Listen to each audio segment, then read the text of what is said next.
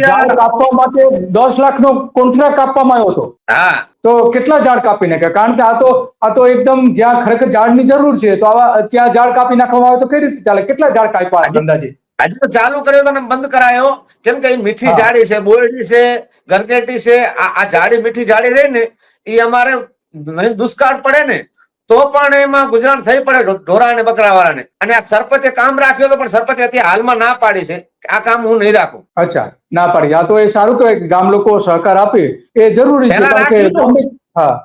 એના સમજે રાખ્યું હતું 7 લાખ રૂપિયા આપવાના હતા જીસીબી વાળાને, હિટાજી વાળાને. અને પછી બીજો જે એનો કાર્ય માણસો રાખે એના માટે. પણ એ સરપંચે હાલમાં ના પાડી દીધી છે.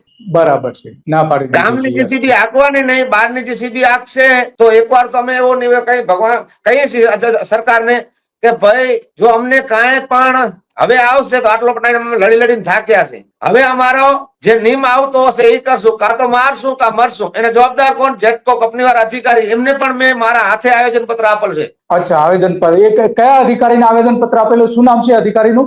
એનું નામ તો હું ભૂલી ગયો. સામખિયારી જેટકો ઓફિસે ખુદ ગયો તો હું પોતે.